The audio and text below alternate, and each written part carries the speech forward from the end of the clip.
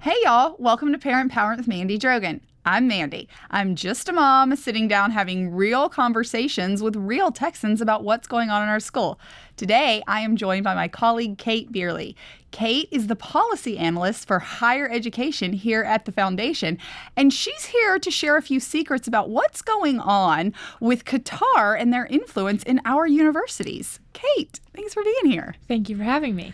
So you brought me some interesting information recently in regards to hundreds of millions of dollars flowing into our universities, Texas public universities, to fund research and other things from a government that, while not listed as a hostile nation like China, they seem to have a great deal of hostilities. Can you talk to us a little bit about what we're finding and what we now know about Qatar funding projects here in our state? Yeah, absolutely. It is actually quite shocking when I pulled up these numbers. So to give you some context, back in 2017, Texas A&M, they reported $131 million in Qatari funds. And while that may seem like a lot, a few years later, the U.S. Department of Education, they did an investigation and they dug up $600 million from Qatar. So the number more than tripled. So where are all those funds going? Wait, what? Okay, so that was about 8 years ago. Correct. At the initial $130 million. Correct. That's a lot of money. That is a lot of money. And then that triggered an investigation by the federal government saying, correct. What is this money for? Yep. And when you look at the receipts, it's very clear where this money is going. And it's specifically targeted toward Texas's Texas A&M, their TEAS program, which is their Texas Engineering Experiment Station. So what's really interesting about this is they focus on nuclear proliferation, cybersecurity, and artificial intelligence, all fields which are very critical to our national security. Absolutely. So that raises red flags and raises alarm bells. So our federal government has found that what should be called, in my opinion, a hostile nation to America, it has spent over $500 million funding a specific center, a program at Texas A&M that basically specializes in the stuff that would affect or develop our American national security protocols and protections? Exactly. You said that. Yeah, exactly. And what's crazy about that is most people, and I think a lot of Texans wouldn't bat an eye when they think that Qatar is funding a lot of our research projects simply because they try to play friend to everyone. Yeah. However, when you dig a little deeper, they meet all the qualifications to become a hostile foreign nation. For example, their ties with Hamas, the terrorist organization, they are Hamas's most important financial backer. And how do we know that? Well, according to internal Hamas files, there was a report that was recently posted by the National Association of Scholars. And they dug up a file by Hamas saying that Qatar is, quote, their most important or their main artery. So they're funding so much money to Hamas, and Hamas's political headquarters are located in Doha, Qatar. So there's a lot of things going on there. And Qatar back in January had given $20 million to the UNWRA, which supports Palestine efforts. And they also, it's kind of interesting, a good portion of the workers at the UNWRA work directly for Hamas. So this raises a lot of alarm bells. Yes.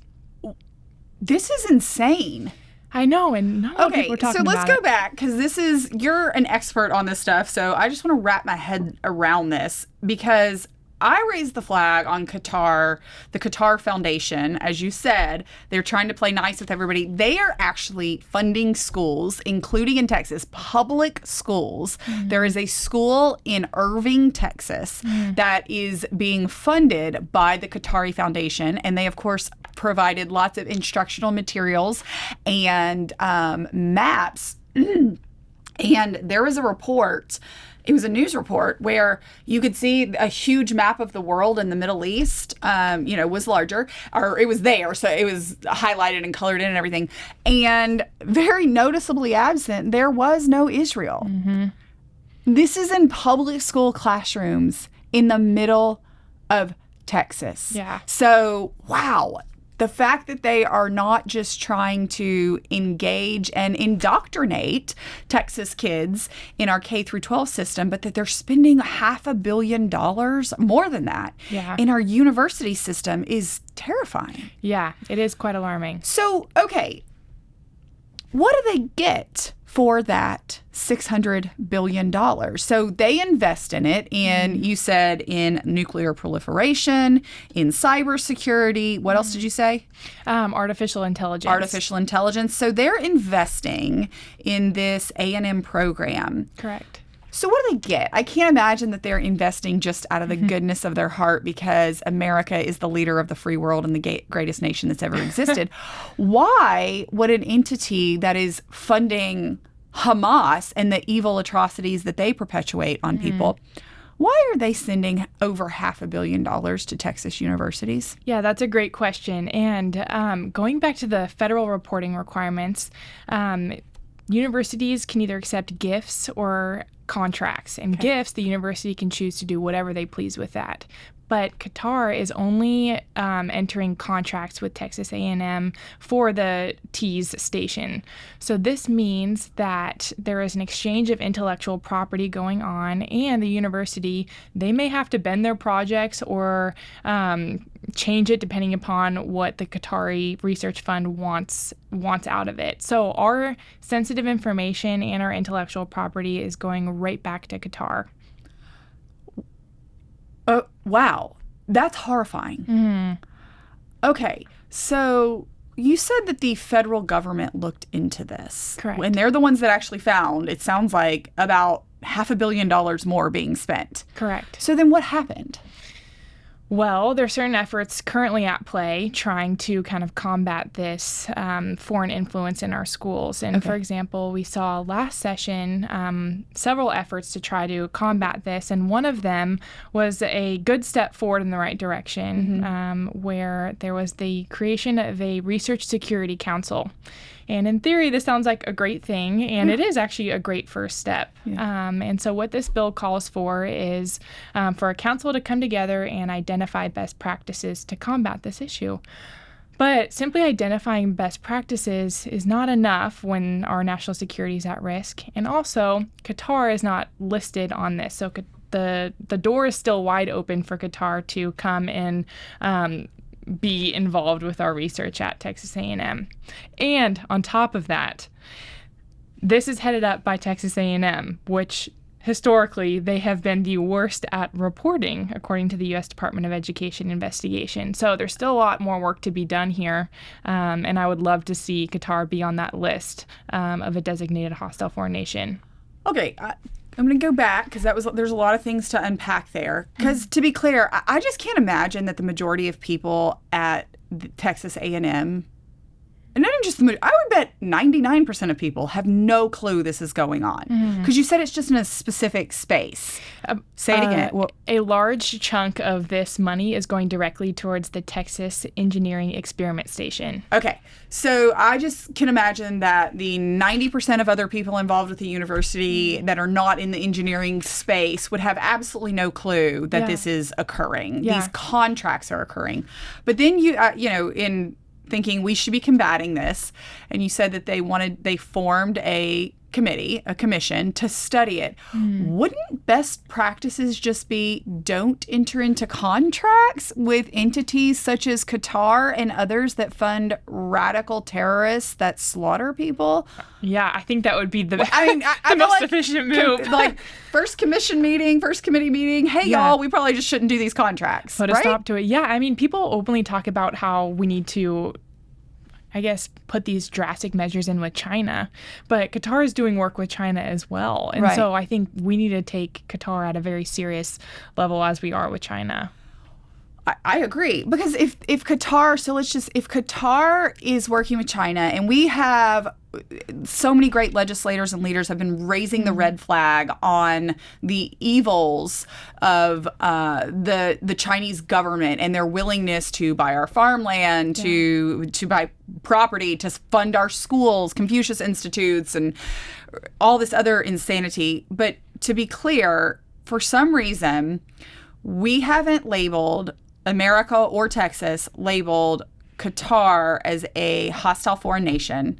I'm sure that has to do with business interests, I would imagine, oil and gas, things like that. I can only imagine.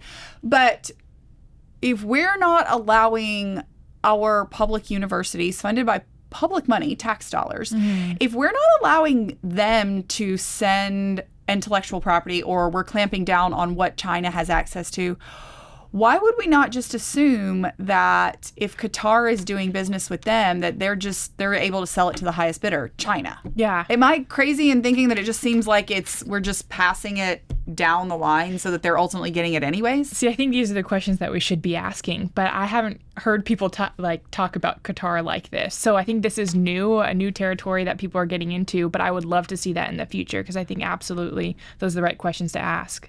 So a few more questions, because I'm just a mom. I'm not a cybersecurity or national security expert, but this actually really feels like a lot of common sense. So the federal government did an investigation, found an additional $500 million, $500 million that is going to our public universities in contracts. These aren't donations out of the goodwill of their heart. Correct. But this is a contract. There is an exchange of goods and services and money expected. Okay. So that is happening, but you said there were legislators that brought forth legislation to stop what? What was the legislation in the previous legislative session that could have stopped or slowed down, or at least opened up and provided more transparency for this? Yeah, well, here at TPPF, we have created a bill, and this one it didn't get passed, but we believe the best policy recommendations are, one, to put an outright prohibition on engaging in any gifts or contracts from a country designated as hostile to us. I think that's the first most important step. Second, we want to put transparency in this. So having universities report down to the dollar amount where they're getting their money and what it's for. Yeah. And then third, to put a penalty for noncompliance. Universities, they're more likely to follow if there's a financial penalty. Of course. Yeah. So we believe those are the best policy recommendations, and going forward, we would love to see another bill similar to that. Who carried that bill? We had Representative Leo Wilson carry that bill. Okay, awesome. And so then what happened? There was another bill, House Bill 127, which is the Research Security Council, that took some language from Representative Leo Wilson's bill and added it into the original bill, but the final result was just this Research Security Council bill. Okay, to look into it more, basically. Correct. That's correct. Did they pass a law? Did they pass it? They did pass it. So they passed a law to create a council to look into what we should do to deal with hostile foreign nations such as Qatar. That's correct. But Qatar is not included in that bill. It's just the... Wait. So not only did they not actually try and put up barriers or at least provide transparency into what's going on in the law. Yeah. They passed a law. So who was it for? China? I think China, yeah. I mean, that's but clearly who's the to biggest say threat. that China's not just buying everything from Qatar? See, that's a valid question. That's something that I'm asking too, and was Qatar in the legislation to begin with? It was in the legislation that Representative Leo Wilson had carried. Okay. And, lots of times there's rumors around the Pink Dome and things like that. Did you hear anything, or do you directly know anything? Why would Qatar have not been included?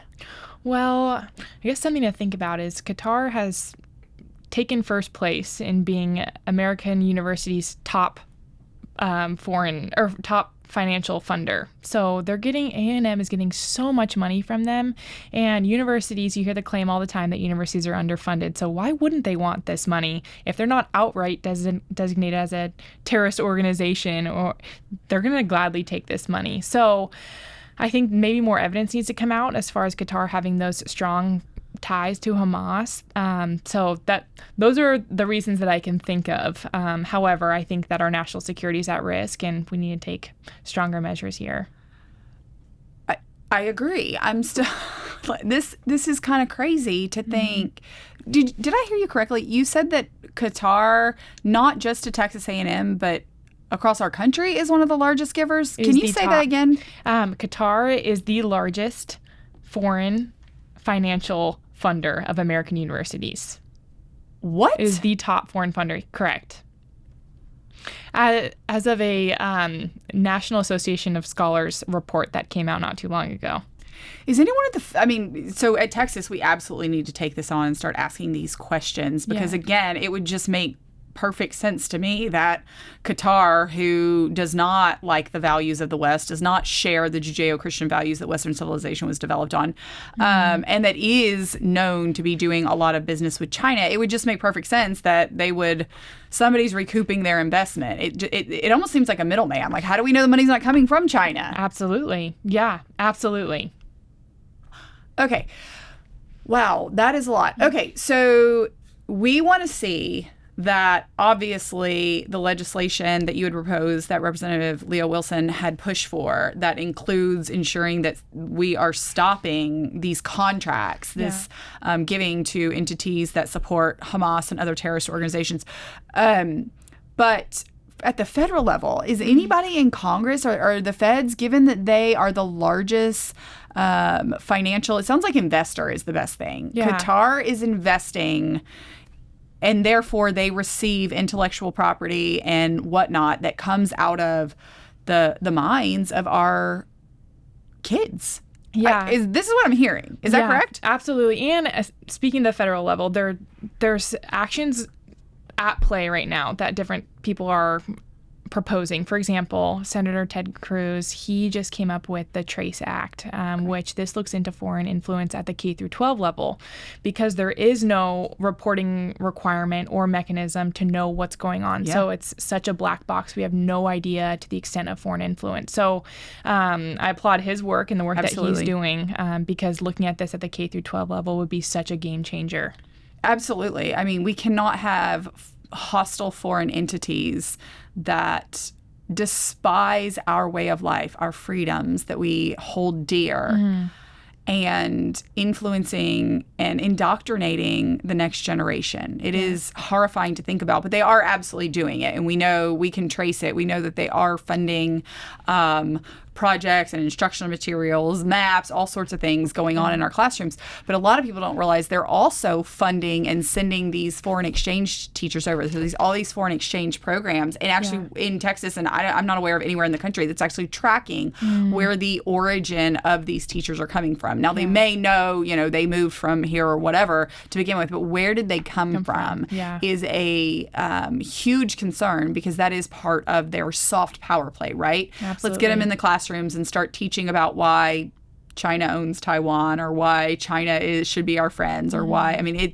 it's propaganda, and we're literally allowing it to come straight into our classrooms to indoctrinate our students. Absolutely, and we're keeping the doors wide open for this soft power to infiltrate our universities and our K through 12 systems. So I can't help but wonder, as in Texas, we have a love of our public universities and supporting them and putting out the best and brightest from all across the country. In fact, I know you guys have been working on legislation that really highlights that the transcripts that the employers can really see this is what's going on in the classrooms, that transcript transparency bill, which really does play into this, because we're putting out just brilliant minds out of our universities.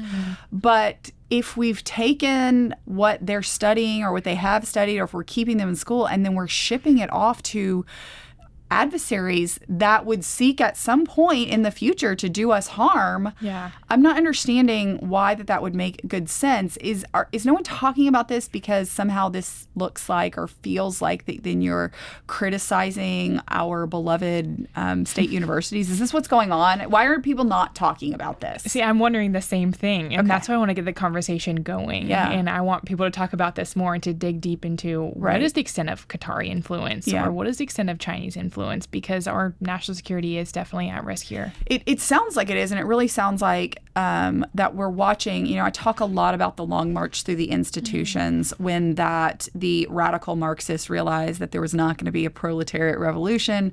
Workers in America were happy. Our standard of living was higher than anywhere in the world. But they went after, they realized that to break Western civilization, to break America, you have to go after the church and the family. And the best way to do that is to infiltrate the institutions, the thought-leading institutions, the business leaders with all of this radical Marxist ideals that has created DEI and critical race theory and intersectionality and all of the identity politics that we're seeing.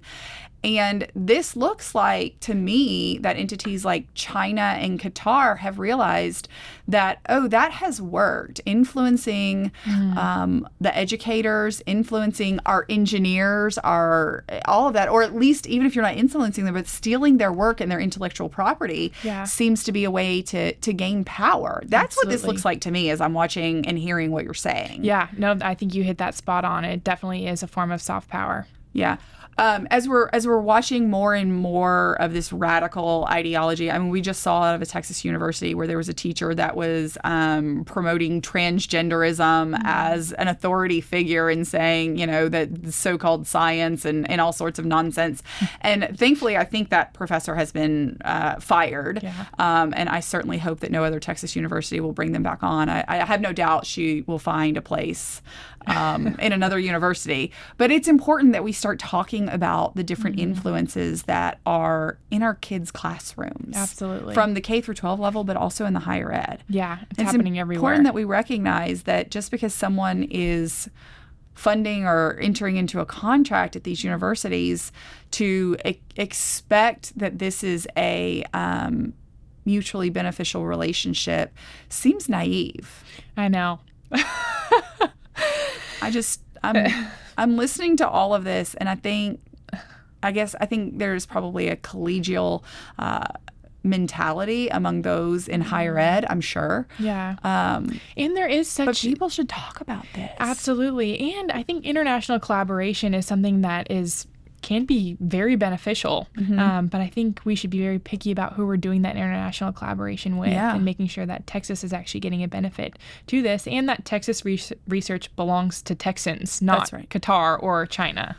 That's it. Yeah. Texas research belongs to Texans. Yeah. I think that is the key here. And if we're in deals that send it to people that actually hate us, that can sit on it or develop it to be even more powerful or dangerous or to circumvent our security systems, that is something that really needs to be looked at. Yeah, I agree.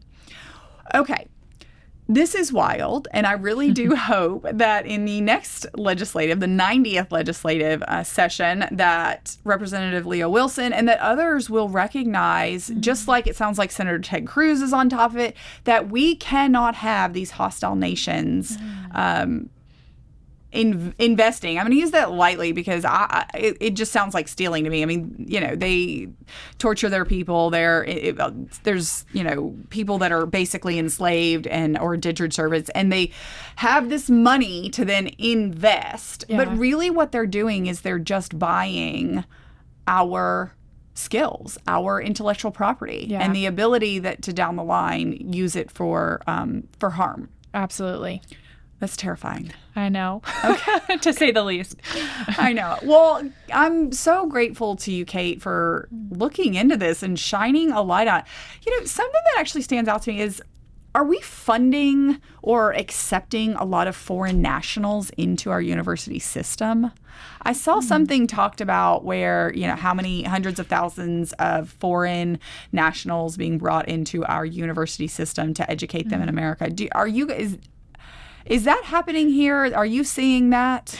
That's a good question. I actually haven't looked a lot into that. Okay. That's something worth looking into. Yeah. We can pull the numbers for that. Well, I ask because I know that, a lot of people, especially those that are coming from hostile foreign nations, that they come here and they may even stay here, but there's still an understanding and expectation from the People's Republic of China and other entities that you are loyal to the homeland. And so it's something that we need to make sure that we're being very cautious with our national security secrets and developments, in my opinion. Yeah, I would agree. Okay.